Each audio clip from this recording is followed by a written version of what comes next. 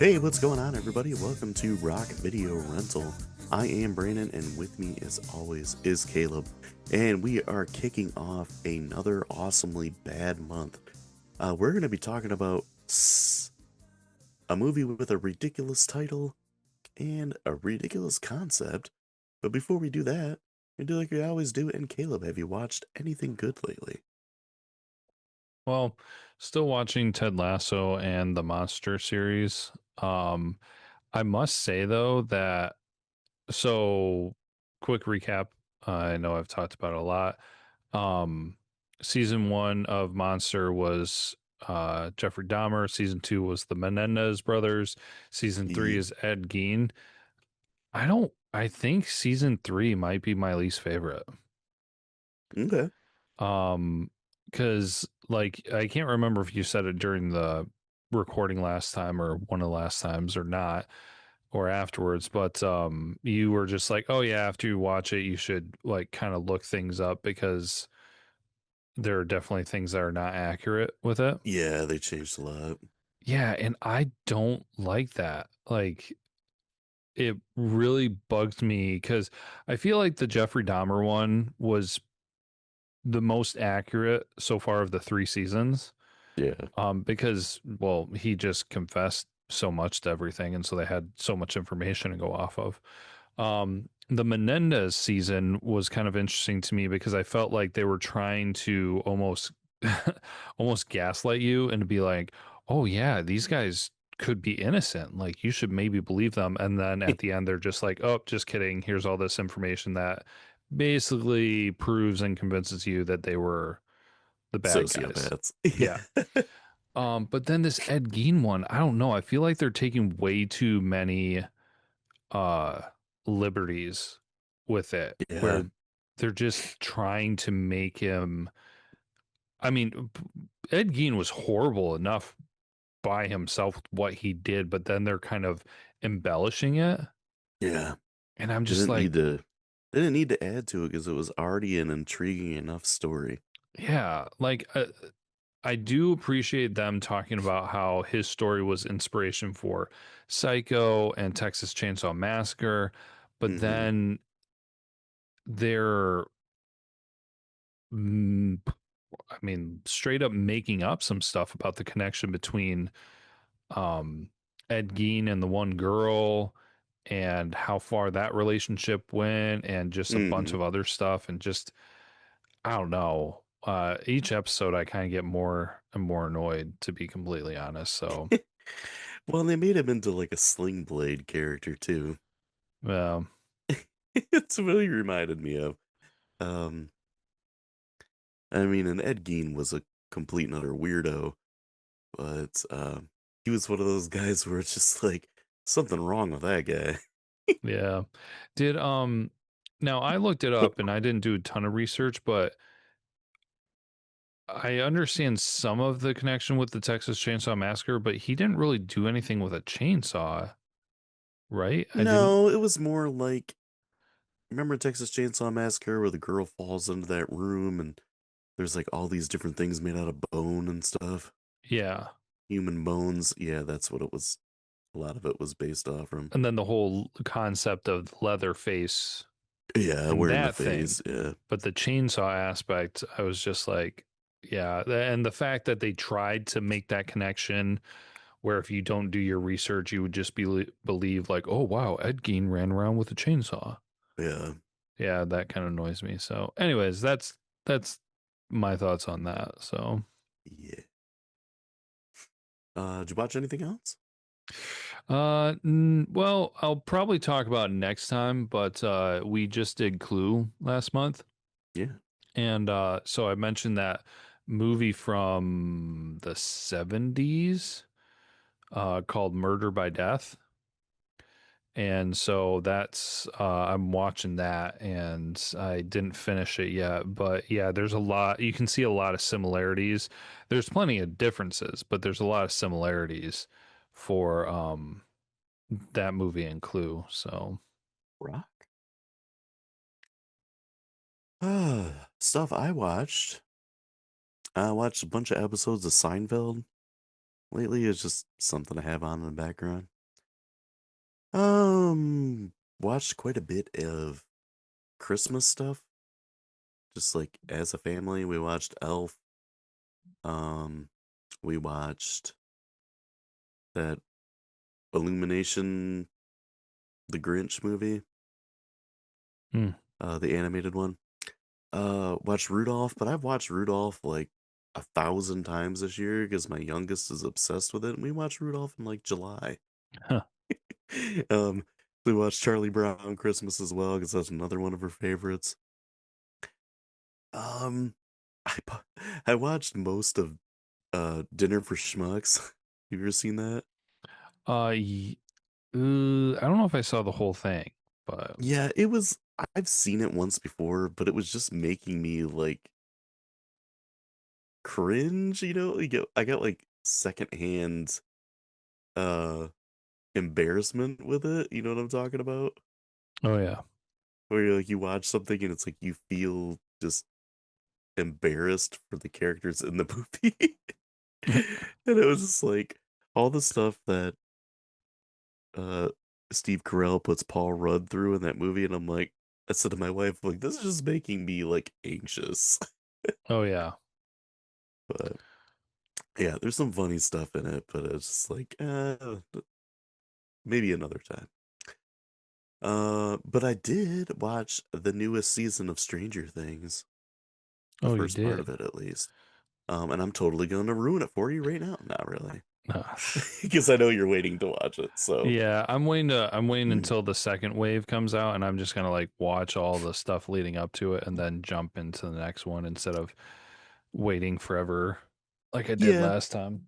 yeah, I get it. Um, I will say that it started off a little slow, and there's a few times where it kind of just made me roll my eyes because I thought it was a little cheesy. Mm-hmm.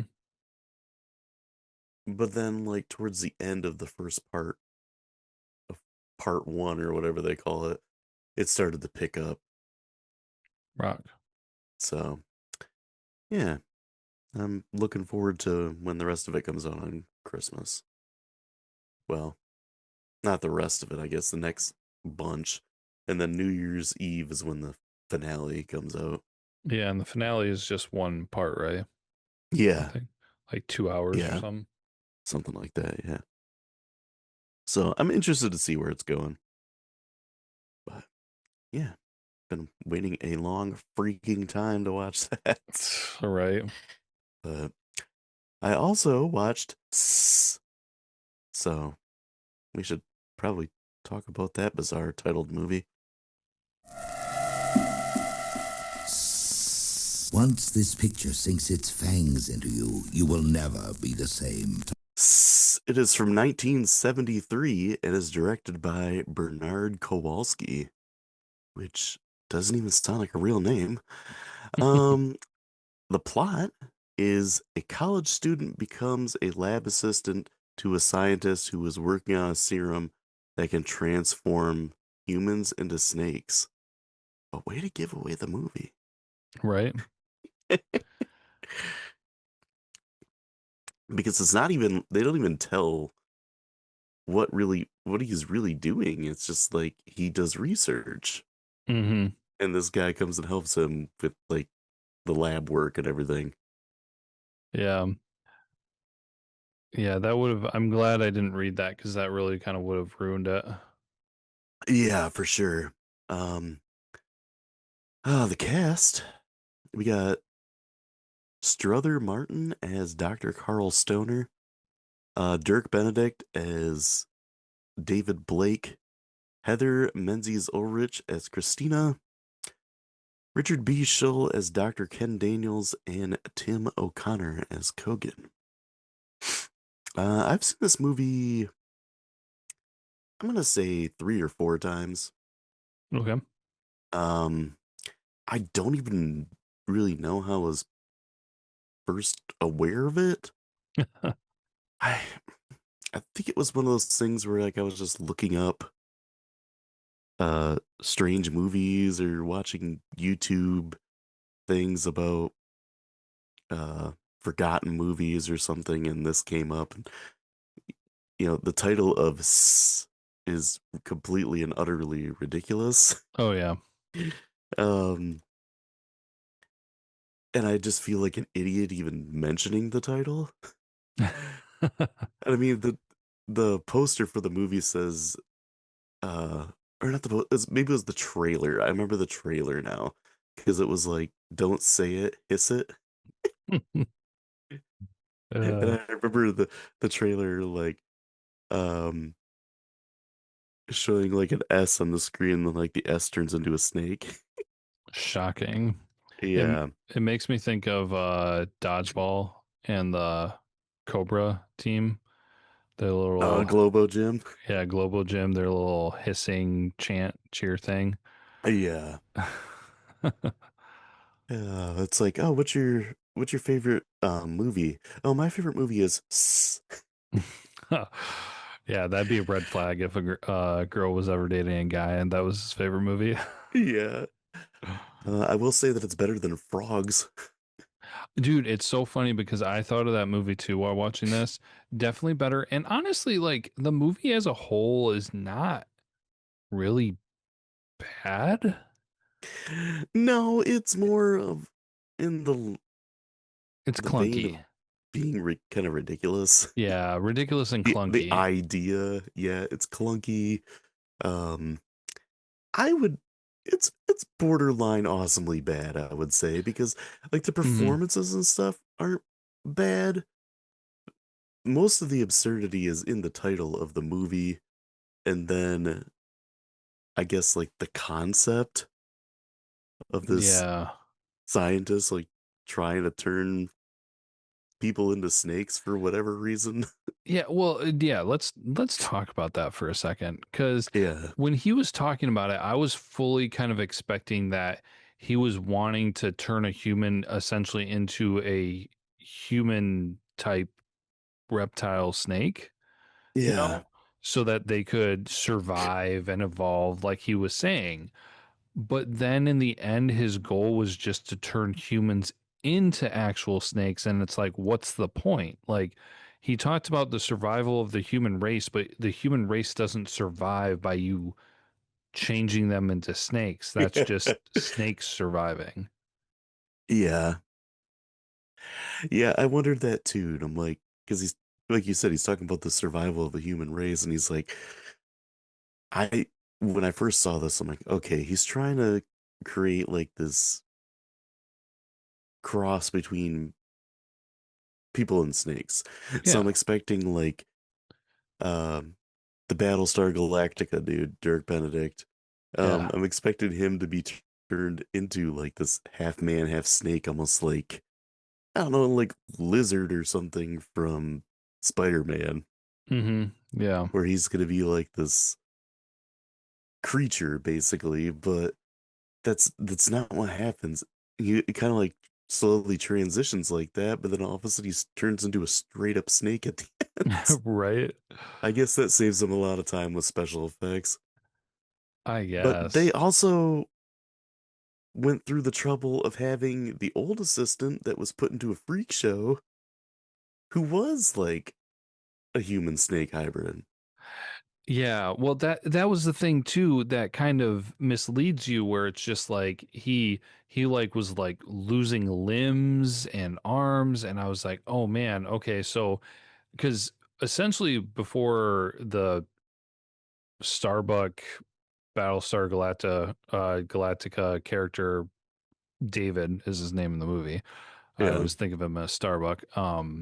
Also the A team, I can't remember his name in that one, but um David turned into what I thought he was going to be his final form, like essentially like a full formed human, but just with like scales, reptile like bodily functions. Like they talked about his intestines and insides changing, his body temp dropping, and it's just like, okay, that seems like what the end goal is. And so I thought what happened with the old assistants, whatever his name was, Tim or something, that Yeah. he he didn't turn out right where it actually went too far and he like lost limbs and things like that. But then the end goal, like we've been saying, apparently for the doctor was that David would turn into a literal snake, which still does not make sense. So I think it would have been better if they just had David turn into like a snake man, like a man reptile, cold blooded, scaly snake. But I don't know. Yeah, The absurdity. I pretty much. Um, I will say that the looks of Tim, that was pretty effective. Yeah. It was creepy. Um, and it was obvious they got a guy who was an amputee or something like that, or maybe someone who was born without limbs Mm-hmm. to play that character, but it was effective. Yeah. Also he was face in the A Team. Oh, yes. Okay. Dirk Yep. Benedict was, yeah. Yeah. Um,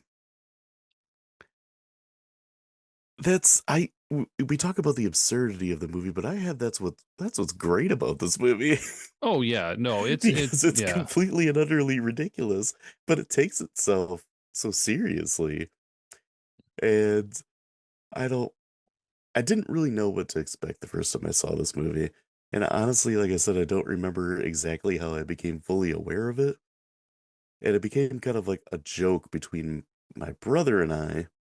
And he bought me like, you know how Walmart used to have like those DVD packs where it'd be like 4 movies for $5 or something like that. Yeah. 4 and And 1 yeah, this was one of them. I can't even remember what else was on like that DVD. frogs. Yeah. Actually, no. I feel like the Fun House was one of them. Oh, man. Yeah, a movie that we just did not too long ago. Um, yeah, that's gonna drive me nuts thinking about what the other movies were in that pack. Um, but then I watched it and I'm like, this movie's not as bad as I thought it was going to be. Just because of the stupid title and everything. I actually Okay, I thought, found I found what it was. Okay, it was The Fun House, Phantasm 2, and The Serpent and the Rainbow. oh, dang. The that's a pretty decent 4 pack. That's pretty crazy. Yeah. All those movies are pretty decent. Also, this movie does not feel like a movie from 1973. It feels like it should be a movie from like the later 70s. Because I'm just like thinking like, an early 70s movie like this isn't too far from the 60s. And it doesn't feel like it should be an early 70s movie. Sure. More like you know, a late 70s, closer to the 80s movie. Yeah. I was, back to the story. I was really under the impression that his assistant Tim died. Mm-hmm. And it wasn't until the whole carnival thing happened and David's character went into the freak show by himself. Like, as soon as they said they were going to the carnival and I saw some kind of sign thing about the freak show, I was like, oh, that's what happened. Like, it was a bad experiment. Something happened to Tim, and so he's still alive. And so that's Yeah. when I started kind of piecing things together from that way. Cause I thought at the beginning he was just getting rid of a snake and that maybe the snake killed Tim and that's why he was getting rid of it or something of some sort. Yeah, that's initially what I thought too. Um, Also the whole freak show thing reminded me of the Funhouse. Mm-hmm. Alive, alive, alive. uh, um, yeah, that's what I thought too. Like he was like, okay, the snake killed Tim, and he doesn't want anybody like shutting him down for his like research and stuff, so he just made Tim go away. Mm-hmm. But what it was obviously he's giving him these injections that he was also giving David, and somehow the research with Tim went awry, and now he's a snake man. Yeah. Which, by the way, how crazy is the concept of oh, I am a college intern and I'm just going to let this doctor guy give me shots like every day. Yeah. And then once you start having like weird side effects, you just keep letting them do it. Yeah. Oh, gosh. I guess that's what they did in the 70s. You just don't ask questions. Yeah, like, oh, okay. I'm just gonna casually eat this apple while you inject me with this weird red stuff that's making me feel like crap. Uh, and hallucinate. But I guess, as long as I get to go skinny dipping with your daughter, then it's okay. Also, that every time now that you give me this shot, like this mongoose that he has goes nuts. Yeah. uh, Also, another thing I had that was bad, other than the title, because I think the title is, I feel like the title is good but terrible at the same time. Hmm. Um, I had that. Do snakes make squeaking noises like that? I don't like at the beginning or Yeah, well, there's that like python that the girl's really attached to, and it makes like squeaking noises when it oh, like attacks that jock dude. I don't know. Like I know turtles make that kind of noise. Yeah, a little scream kind of thing. Yeah, but I didn't think snakes made a noise other than like the hissing sound of them breathing. I don't know. It's almost like Jaws the Revenge where the shark roars. Like, not sure that's real. Uh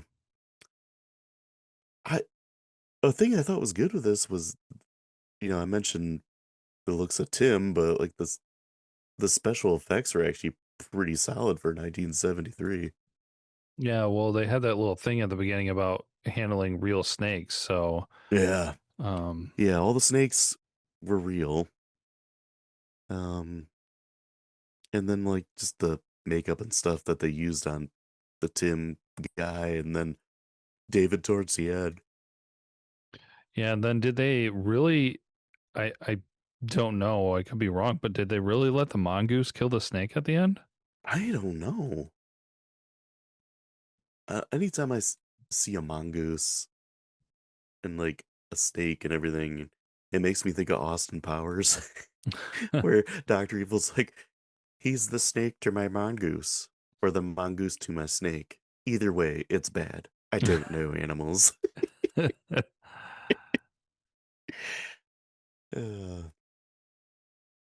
Uh, there was one, there was one time in college, I was in a chemistry class, and I had this test, and I can't remember. The question was like the reaction between um protons and electrons and neutrons or something like that. Mhm. And I was like, it's like the protons are like the snake to the um electrons mongoose, or the mongoose to their snake. Either way, it's bad. And then like the teachers give us like our papers back, and before he gives the papers back, he's like going through questions and stuff, and he's like, yeah, this next one I had a lot of different answers for, including one about a mongoose and a snake. Like, and Nice. then my paper just had like a question mark on it. Uh, but yeah, and this movie, one of the few times you see a mongoose. Right. And if you're not talking about a BMX bike, um, I thought the whole love interest thing was really kind of like uh shoved into this.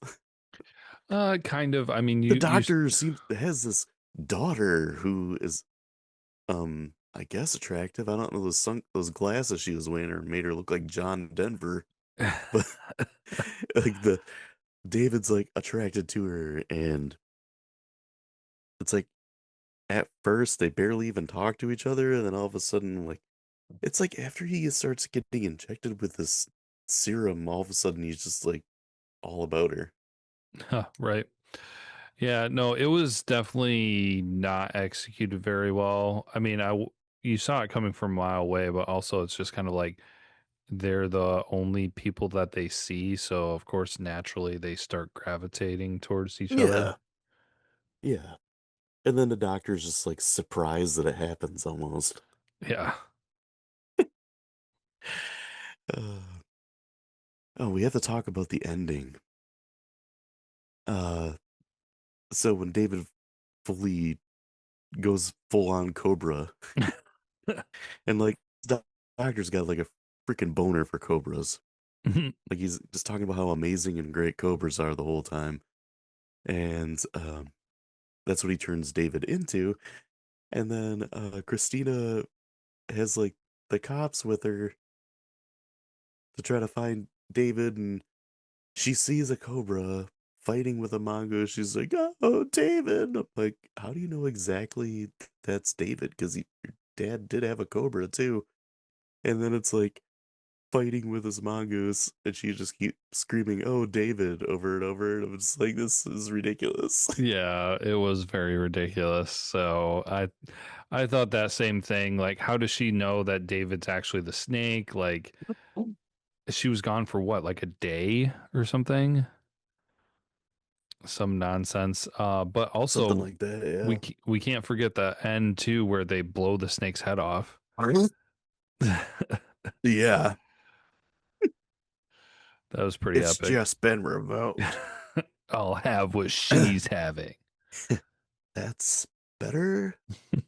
Oh, and I was saying another one of the most absurd things is that the after the movie ends, the credits are in lime green marker felt Hmm. type. Hey, it was the Uh, 70s, man. I guess I must have been the new thing in fonts. Papyrus? Oh god, that Huh. was before they had Trajan the movie poster font. Oh yeah, there you go. Um, but anything else? Do you want me to get to trivia and fact? I did have one funny note down that when David first teamed up with the doctor, like the doctor's doing this whole like, oh, I have to tell you and explain everything to you to also explain it to the people watching the movie. And at one point the doctor was just like, oh yeah, at the current rate of consumption, there's going to be no more fossil fuels in 50 years. And I'm just like, dude, this is the 70s. So you're talking about like 2010, 2020. We're in 2025 and we're still Yeah. doing okay. Yep. So I thought that Um, was a little funny in there. good thing we'll have electric cars that can fly at that time. Just pretty much one step away from that. Flying skateboards. Yeah. Oh gosh. If they only knew. So, trivia and facts. Trivia Um, facts. all the venomous snakes featured in the movie were authentic, and the cast actually did have to interact with them for filming. Only in the shot where Strother Martin grabs the king cobra's head during the show was a puppet snake, and that was obvious. Yeah. Uh, the cast was considerably nervous about interacting with the live snakes. Uh, so Heather Menzies said that she was able to quote unquote steal her nerves to work with her scaly co-stars during filming and forgot her original apprehension. However, after the production wrapped, she said she reverted back to her original fear of the snakes. Hmm. So the mongoose in the movie was actually a Teira, a member of the weasel family, native to tropical areas of Central America and South America. Hmm. Rock. Amongst the 100 snakes used were rattlesnakes, boa constrictors, pythons, king cobras, blue racers, hognose snakes, and two-headed Florida pine snakes. Hmm. For the scene where Dr. Stoner first injects David, Strother Martin makes a real hypodermic puncture on Dirk Benedict's arm with a needle. So, yeah, no fake needle, They went for authenticity. I guess. The venomous snakes were not defanged during production. 5 king cobras were imported from Thailand for this feature, ranging from 10 to 15 feet in length. They had been recently caught in the wild and were in good health with full venom capabilities. The snake part milking scenes were real and meant to mimic the Bill Haas did in Serpentarium in Florida daily. About an ounce of venom was collected during each take with no harm to the snakes. A different cobra was used for each take. The filming of this took most of the day, as the cobras spent most of their time trying to escape the fence enclosure, rather than rising up in the traditional cobra attack mode. I wondered too with that when they're doing that, the snake wrestling scene, Mm-hmm. they have these spectators outside of a chain link fence. What is keeping that cobra from just going right through the fence and biting somebody? Yeah, I'm not sure. You got your typical chain link fence where the opening's about the size of a pop can. That's a little bit bigger than a snake. Like that snake could fit through there. Potentially, depending on the size of the snake. The other thing, though, too, is that snakes can climb things relatively easily. Yeah, So they could yeah, have gone over that short fence with no problem. yeah, absolutely. 1970s. This movie was originally titled Snake. I'm a snake. The distributors had the title changed to keep the film more mysterious for moviegoers. Oh, yeah, that helped. Yeah.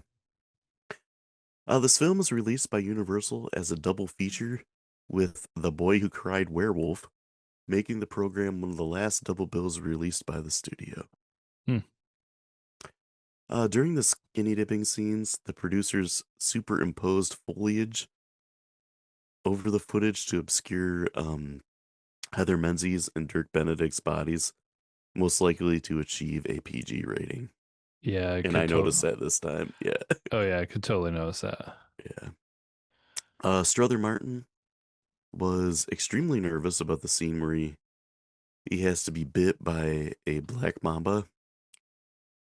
So much that he supposedly grabbed his crotch and yelled, "He can bite me right here," and then jumped into a truck, which he quickly crashed. And then he walked back to the set and performed the scene. Okay. All right. This is the film debut of Reb Brown, who did quite a bit of B movies. And the last thing I got is this movie had a $1.3 million budget, and I have no number for the box office. Dang it. Yeah. Come on. Grades. IMDb, Rotten Tomatoes, what are they? Um, IMDb, let's do a 4.4. It is a 5.4. Whoa, what? Yeah. Crazy. Rotten Tomato critic 63.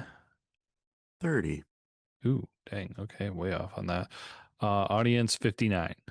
26. Oh my gosh, I Yeah. did horrible. Then our grades, I am going to go first. Um, I had a hard time grading this because the idea of it is kind of ridiculous. The acting's really not that bad. Like I said, the special effects are pretty decent for the time. Um, some of the dialogue's kind of clunky. It's just really a bizarre movie. Like, I'm not sure who really thought up this thing, but at the same time, it's not awful, and it's really better than you would think it would be because of the terrible title. Um, The original poster is pretty great too. I don't know if you saw that. Yeah, I did. Yeah, it's like the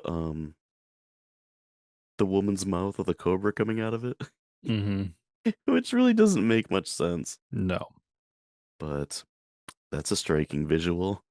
I ended up giving it a 3.5 out of 5 because I admit it's not like the perfect movie, but it's entertaining. And I Mm-hmm. mean, it's entertaining enough that I've seen it probably 4 times now. Rock.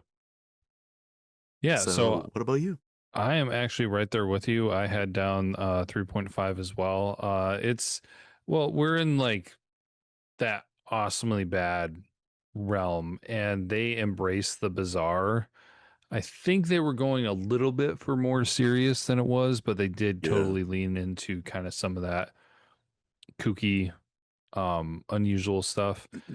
And so with it being executed well, especially as you pointed out for an early 70s film.